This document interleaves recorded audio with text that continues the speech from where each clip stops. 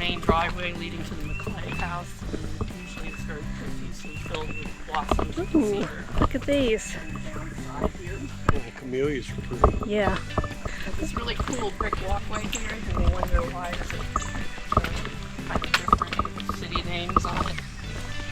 This was the original driveway to the Maclay house, and then when the state took it over, they took bricks from the Port of Tampa and recycled them.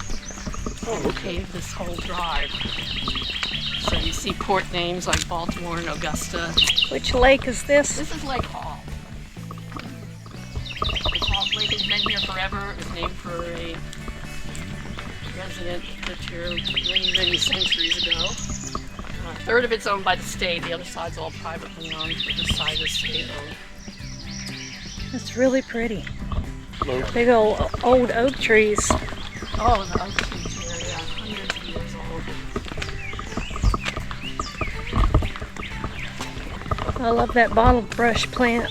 Oh, here's one of the very famous views, not so much from this end, but when you get around to the other side, the walled gardens down that way, there's actually a reflecting pond which you cannot see from this angle. But there's a beautiful pond there, which is a scene of many an outdoor wedding. Wow, I bet. This is the Maclay house, and we'll just show you some pictures of the inside and tell you a little bit about it as we learn about it. But this is the house where the Maclays lived, I guess, when they were creating these gardens. There's 20 acres here, I think she said. And they had a beautiful view of the lake. As you can see behind me, this is the entrance to the Maclay house. And this was actually just a cottage, not a fancy house. It only had one bedroom in the house, and then it was later transformed as a meeting room. And the children actually had a cottage behind this house where they stayed with a nanny. Now the Maclays came down here from New York. This was their winter home. And you can tour this house.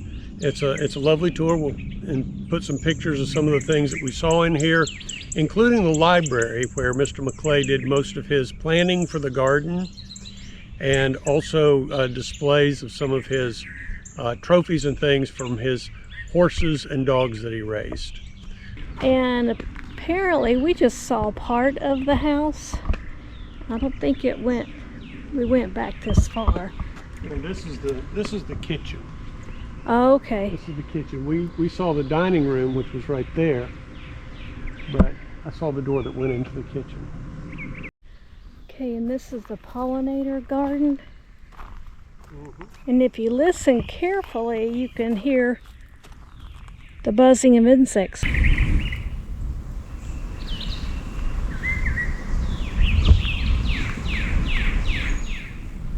I mean, I hear birds mostly.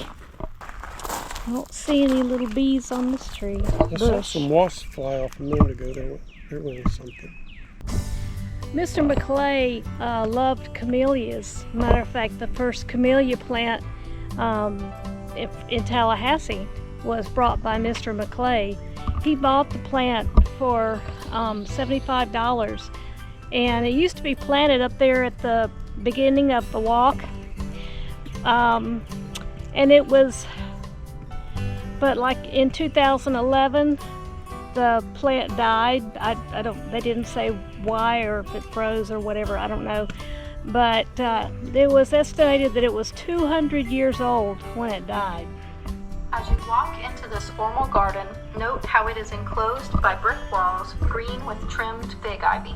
To the west wall, to your right, you will see a blue and white plaque with a rendering of a child by Andrea Okay. which originally hung on the walls of a children's hospital in Florence, Italy.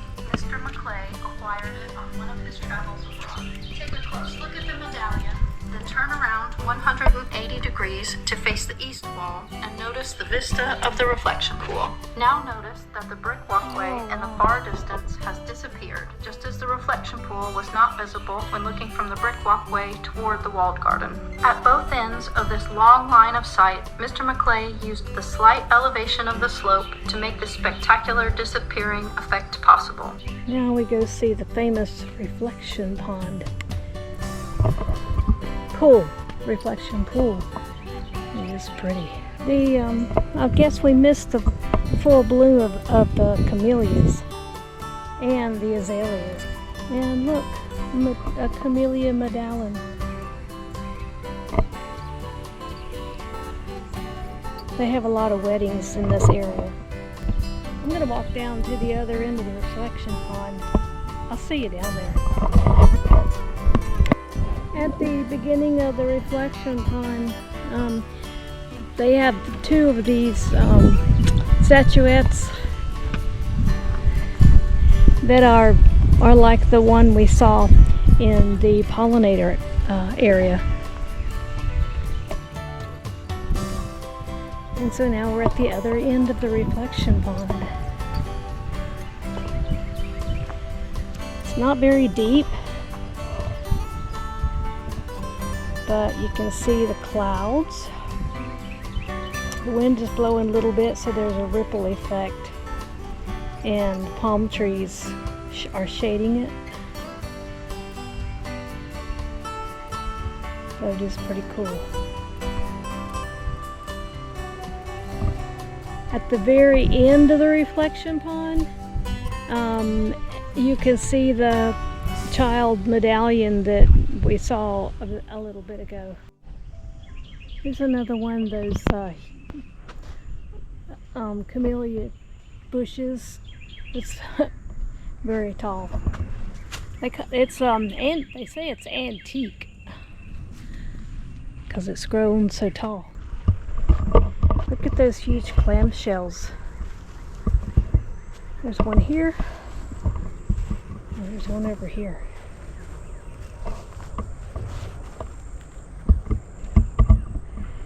You can see the white azalea flowers that have dropped down. Camellia. I keep thinking azalea. Oh, it sounds similar. Camellia, azalea. And the secret garden is actually back in there. Oh. You can see the benches. You can see the wrought iron bench right there. Oh, okay. It's camouflage. They're green. Yeah. Did we pass them coming over here? Yeah, we came down through there. Good grief. There wasn't an entrance. Oh, this is why it's secret, because it's hidden by bushes. Well, this isn't where you're supposed to get. Don't trip and fall. Well, how are you? Oh, the entrance was back there. Yeah.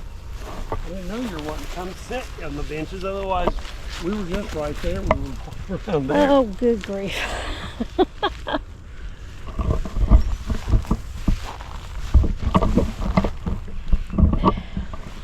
They're rather warm, aren't they?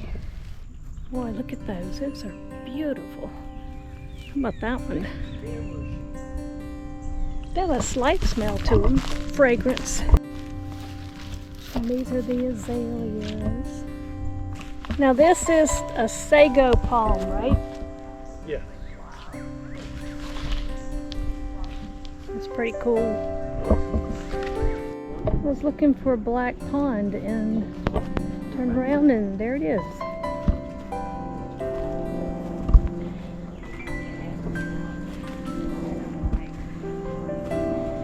It's also a reflection pond.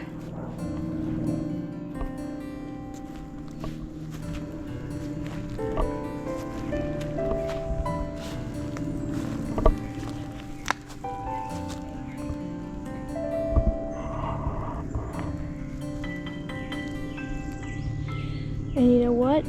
It's a cement pond. It is.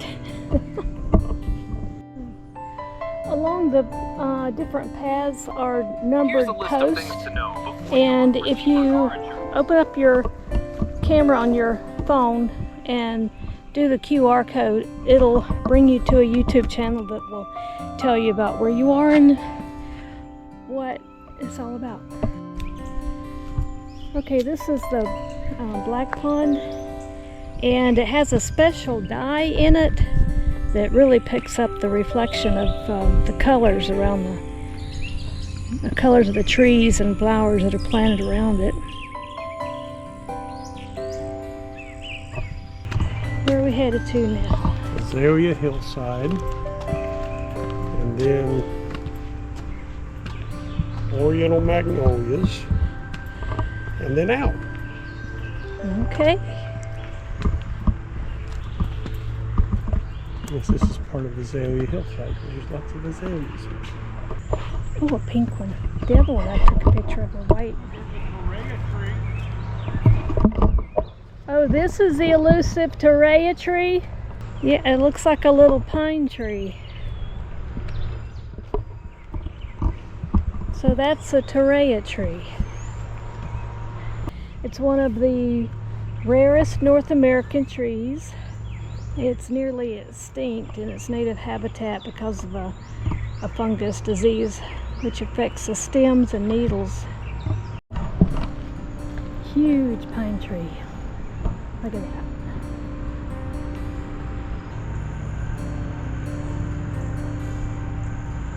It's a beautiful Mountain laurel. mountain laurel.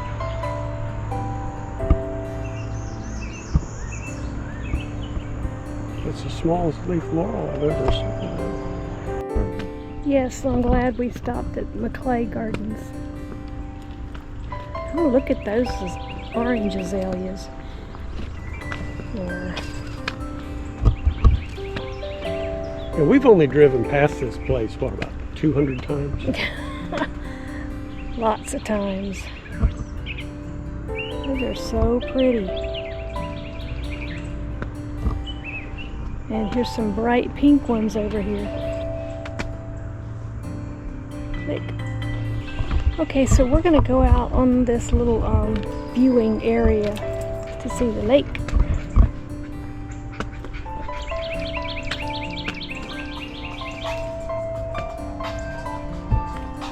The short brick path leads down to the lakeside pavilion and a splendid view. The lake is Lake Hall, named for an early innkeeper and settler in Tallahassee. It covers 160 acres and the park owns approximately 1/3 of the shoreline. The remaining shoreline is privately owned. The recreation area of the park has a boat landing, playground, picnic sites, and a swim area. Kayaks are available for rent at the ranger station. The park does not allow gasoline-powered boats to be used in Lake Hall, but homeowners on the lake are allowed to use them. The boat landing is a popular site for fishing.